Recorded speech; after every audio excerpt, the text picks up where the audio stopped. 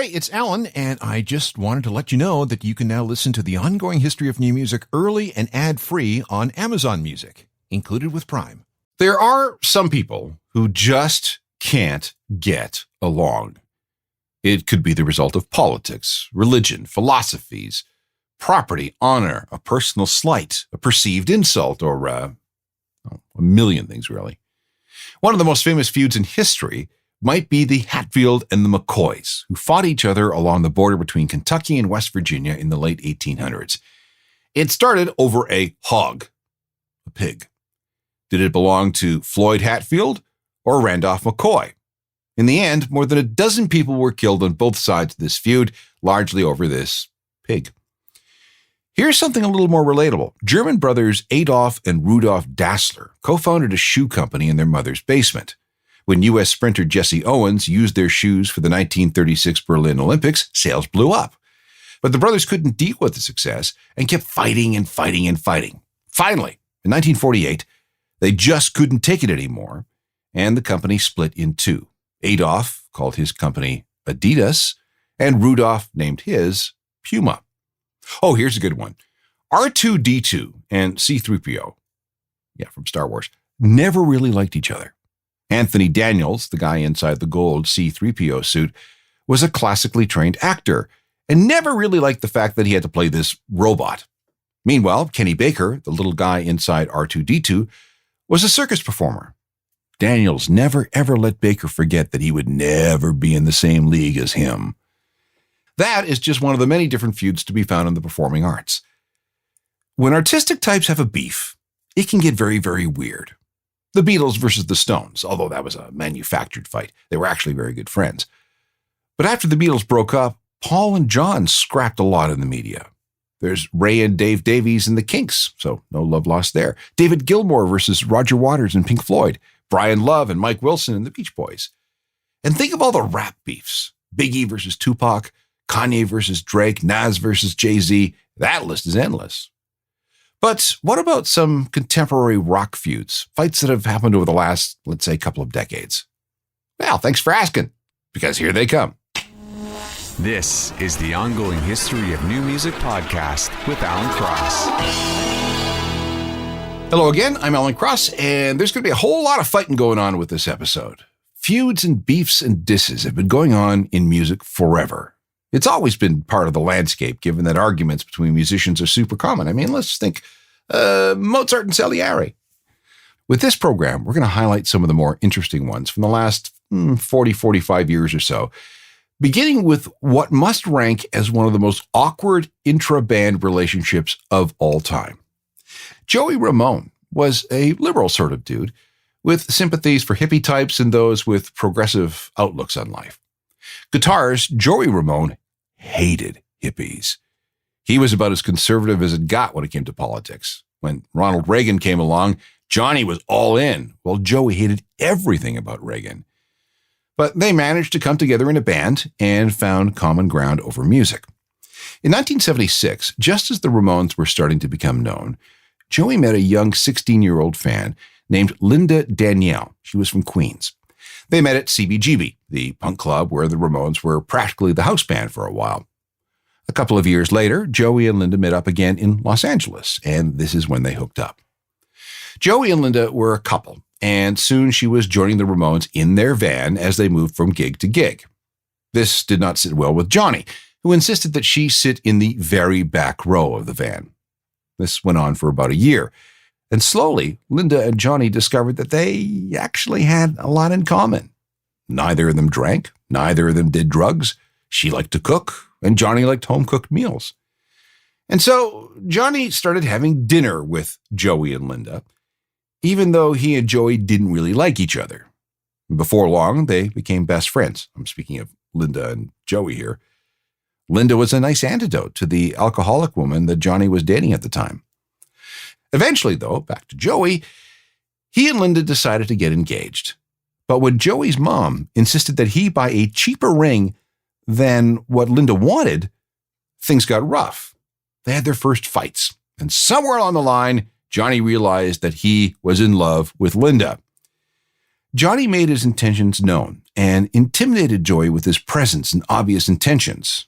And Joey, the sensitive sort, hated conflict, so he took a passive approach. And over the next year and a half or so, Linda moved away from Joey and towards Johnny. Eventually, there was a breakup, and Johnny and Linda became a couple. This was in the early 1980s. Linda and Johnny then got married in 1984. Yet, the Ramones stuck together and continued to tour in that van.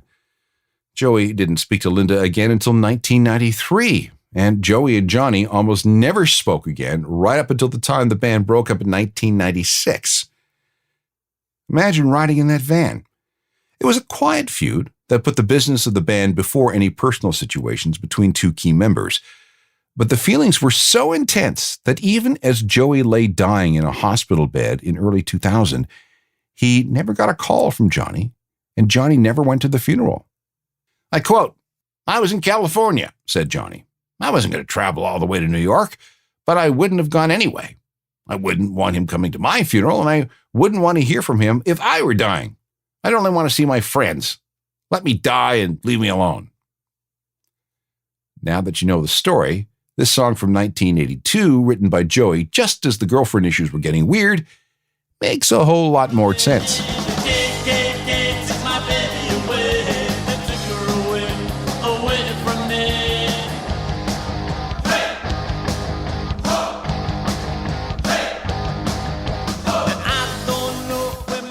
Our next feud involves Kurt Cobain and Eddie Vedder.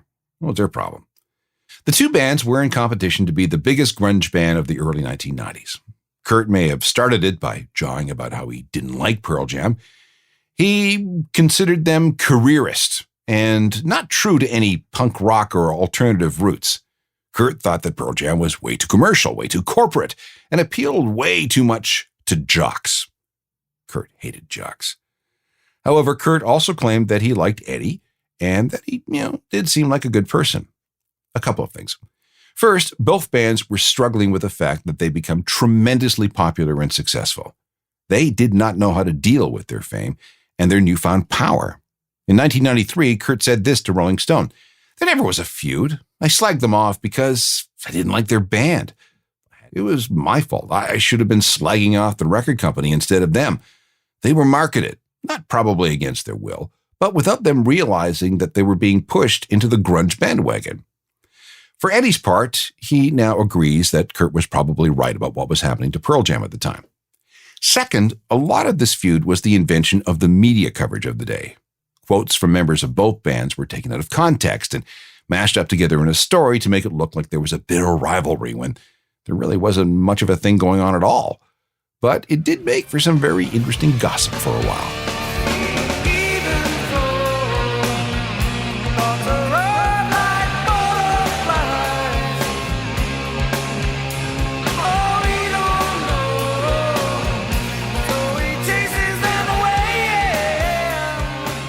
While there may not have been an actual feud between Nirvana and Pearl Jam, there was definitely bad blood between Nirvana and Guns N' Roses, specifically with Axl Rose. It began when Kurt refused an offer by the Gunners to have Nirvana open for them on one of their massive world tours. Axl was a fan of Nirvana. In fact, if you go back to the band's Don't Cry video, Axl is wearing a Nirvana hat. He kept calling Kurt again and again and again.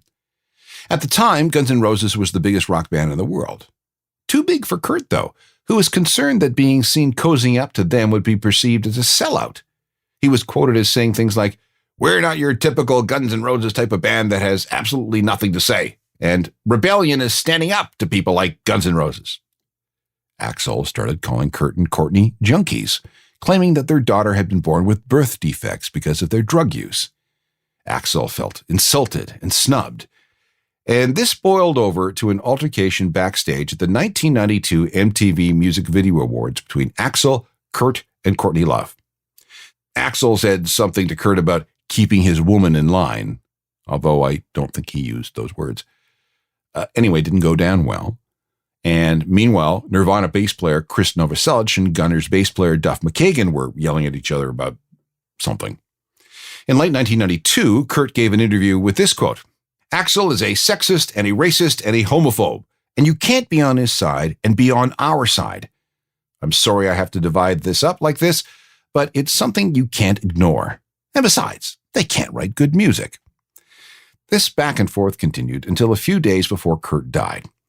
After walking away from a rehab center in Los Angeles, Kurt found himself on a Delta flight back to Seattle, sitting right next to Duff McKagan in business class.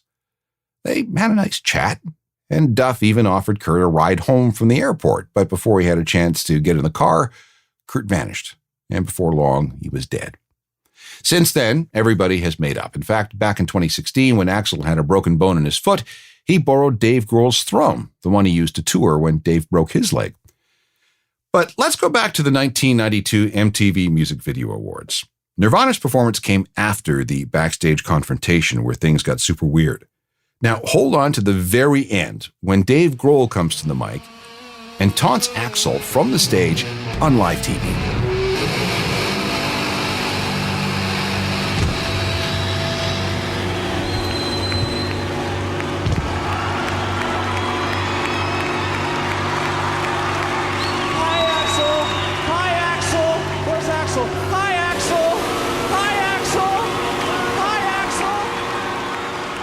Yeah, it's probably not the most gracious way to end a performance, but okay, whatever. It was 92. This feud was really, really real, but it's all better now. Back with more famous feuds in just a sec. Welcome back to this look at famous rock and roll feuds. One of the greatest and most intense was the fight between Oasis and Blur in the middle 1990s. This was definitely real and undeniably ugly. It had all the elements needed for a proper British punch-up. Working-class yobs from the north versus posh, or at least comparatively posh, university lads from the south. Authentic versus inauthentic. They appeared at almost exactly the same times, and both bands blew up in tandem. In February 1995, Blur won 4 awards at the Brits, and they were, kind of gracious, publicly saying that they should have shared things with Oasis. Later, when there was a party for Oasis when the single Some Might Say reached number 1, Blur's Damon Albarn went so he could congratulate them. But then Liam Gallagher got into Damon's face, bragging about it, and that, didn't really go over all that well. There were other jabs from Oasis, like the time a drugged-up Noel, who was doing a lot of cocaine back then, told a journalist that he hoped that Damon Albarn would catch AIDS and die. Not his finest hour. And Damon recalls thinking that the whole lot of them were behaving like bullies. And then there was the rumor that Damon was having a one-night stand with a girl Liam was seeing. This did not help. And some might say that this was the real start of the feud. Liam denied that this was the problem, but okay, whatever. The two groups were heading towards a war, and it happened in the summer of 1995. Both Oasis and Blur had new albums scheduled for that fall. Blur's The Great Escape was set for release on September 11th.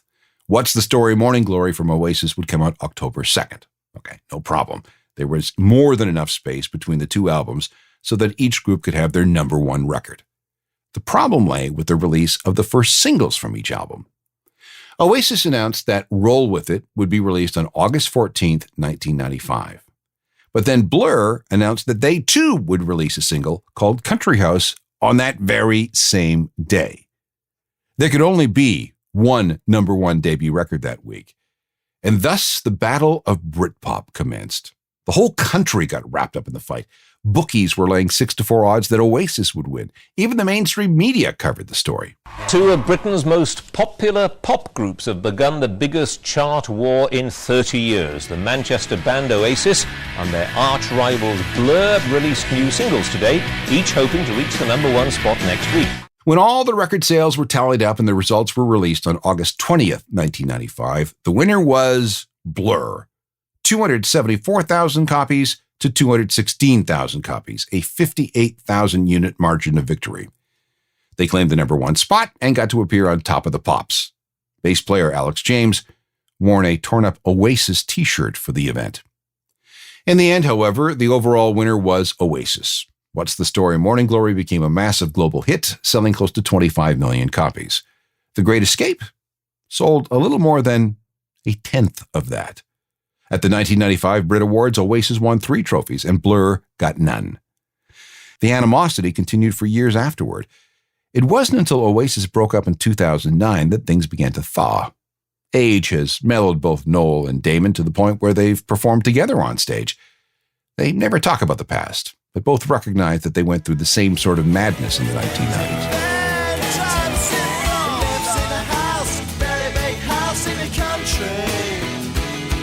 Watching afternoon repeats in the 38s in the country. He takes a manner of pills and piles up analyst bills in the country.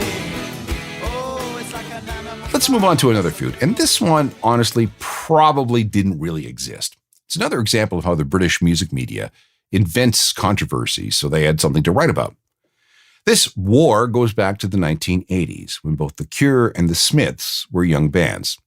Morrissey appears to have started it off by calling Robert Smith a whinge bag in an interview. Smith retaliated in another interview saying that Morrissey's so depressing that if he doesn't off himself soon, I probably will. The back and forth yammering continued for years, decades, in fact.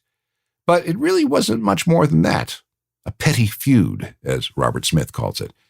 He's since expressed regret for the whole thing, and so has Morrissey. In 2019, Morrissey said, I said some terrible things about him 35 years ago, but I didn't mean them. It's great when you can blame everything on Tourette's syndrome. Morrissey doesn't have Tourette's, by the way. Robert Smith responded this way. The apology was slightly odd, as I haven't really had it at the forefront of my consciousness over the last 20 or 30 years. Even at the time, I never quite understood what the problem was. It's far from important now. So, consider the situation resolved. Searching out fear in the gathering gloom, and suddenly over in the corner of the room, and there is nothing I can do. But I realize we're right. The Spider-Man is having me for dinner. Moving on, there still seems to be many hard feelings between Metallica and their former lead guitarist Dave Mustaine, now the head of Megadeth, but back in the day a co-founder of Metallica. Metallica was on tour, and everybody was drinking a lot, especially Dave. According to stories from the time, alcohol made him volatile, angry, and occasionally violent. On April 11th, 1983, Metallica was in New York to record their debut album. And it was then that Mustaine was fired. It was 9 a.m. Dave was sleeping when the band woke him up and told him to get out. They'd already hired Kirk Hammett as his replacement. There was no warning, no second chance. Now it was time for Dave, all his gear, and his hangover to get on a Greyhound bus for that 4-day ride back to California. He wasn't happy and fumed for much of the time. He decided that the best revenge would be to form his own band. So he started writing out some lyrics on a piece of scrap paper, which was actually a political handbill from Senator Alan Cranston. At the time, the Cold War between the U.S. and the Soviet Union was really bad, and Cranston's handbill warned about stockpiling nuclear weapons. I quote, "The arsenal of Megadeth can't be rid." Dave thought that Megadeth would be a good name for his new band, and so it came to pass. Metallica, of course, went on to become extraordinarily successful, but Megadeth has done all right too, and Dave realizes that he probably had it coming that day in 1983. I had been physically reckless, and there had been a lot of pushing and shoving on my part with everybody in the band. I was very unpredictable, and I embarrassed everyone around me.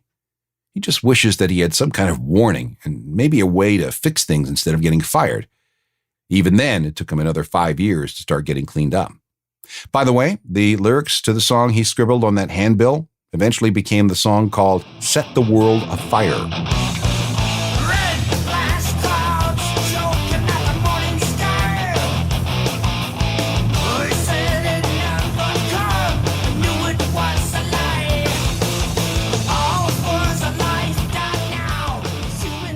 Megadeth with one-time Metallica lead guitarist Dave Mustaine.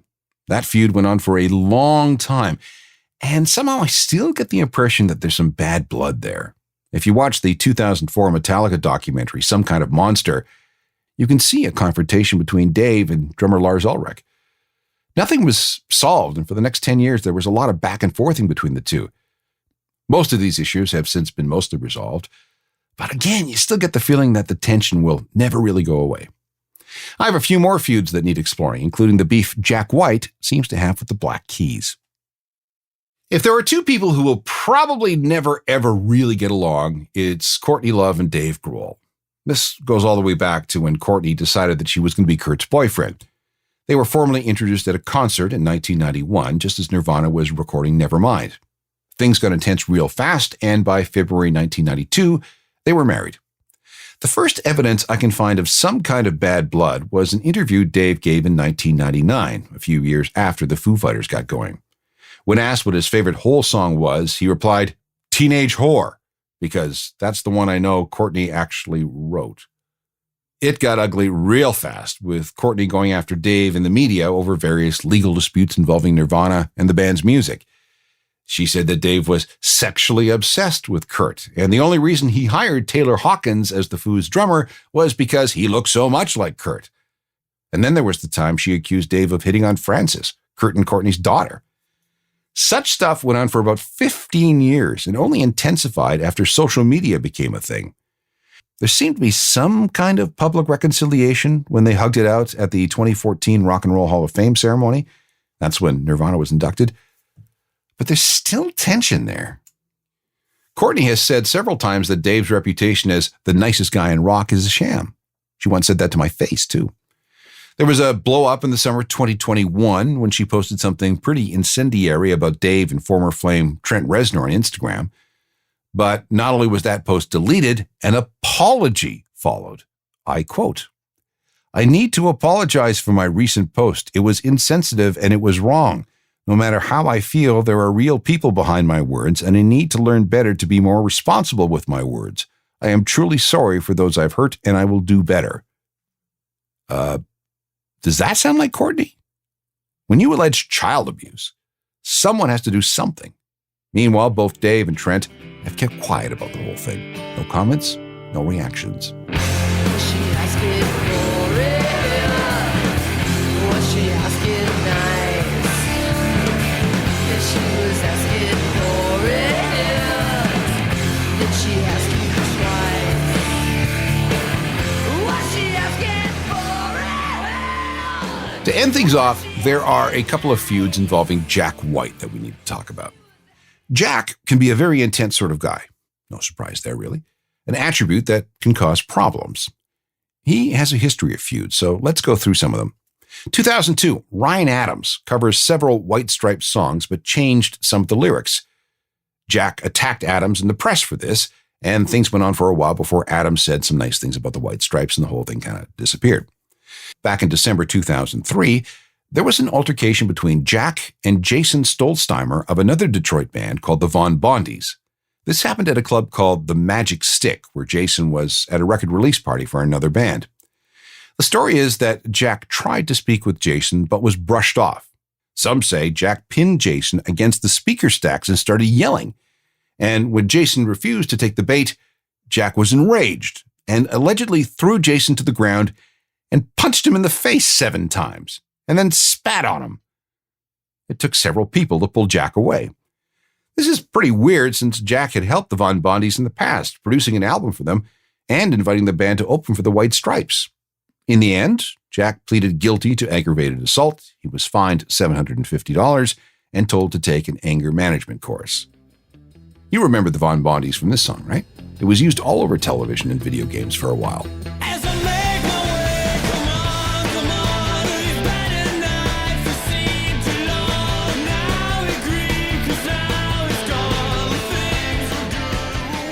Moving on to more Jack White feuds. There was a fight with a filmmaker in 2004 about some unauthorized White Stripes performance footage. A beef with English indie guitarist Billy Childish in 2006. Some ill-advised remarks to a group of vegans in a Brooklyn park in 2010. Shots against Lady Gaga, against Twitter, against Clint Eastwood, and even ex-wife Meg White in 2012. And that was followed by shots against Karen Elson, another ex-wife. That came in 2013. We finally get to the Black Keys beef. For some reason, Jack had a disdain for guitarist Dan Auerbach, calling him a copycat and calling him out for allegedly getting involved in the custody battle he was having with Karen Elson, that ex-wife. Both Dan and Jack lived in Nashville, and Jack was annoyed that Dan was sending his kids from another relationship to the same private school that Jack's ex, and we're talking about Karen Elson now, was sending their kids. Some emails were leaked, and they were kind of vicious. So this is 2013. Auerbach was banned from ever setting foot in Jack's Third Man Studios in Nashville. But then there seemed to be some kind of reconciliation. In the spring of 2014, an apology appeared on Jack's website. "I wish the Black Keys all the success that they can get," he said. "Lord knows that I can tell you myself how hard it is to get people to pay attention to a two-piece band with a plastic guitar. So any attention that the Black Keys can get in this world, I wish it for them." So we're all good, right? No. The following year, Jack went after the Black Keys again, accusing them of ripping off what Jack was doing. And then in 2015, drummer Patrick Carney ran into Jack at a New York City bar. It was September the 13th, and the venue was a place called Cabin Down Below. Carney had never met Jack before in person, and I quote Patrick, "I've never met Jack White until last night. He came to a bar in New York City I go to a lot with a few friends and tried to fight me. I don't fight and don't get fighting, but he was mad. He is why I play music. The bully a-holes who made me feel like nothing. Music was a private, non-competitive thing. Not the best drummer, but a passionate one."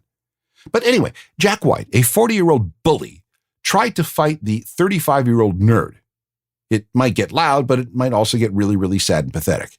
Jack White is basically Billy Corgan's Dumbass Zero t-shirt in human form. Jack replied, "Nobody tried to fight you, Patrick. Nobody touched you or bullied you. You were asked a question and you couldn't answer, so you walked away. So quit whining on the internet and speak face-to-face like a human being. End of story." But then something must have been settled because Carney sent out another tweet. "Talk to Jack for an hour. He's cool. All good." Jack responded, "From one musician to another, you have my respect, Patrick Carney." So, are we done? Who can say?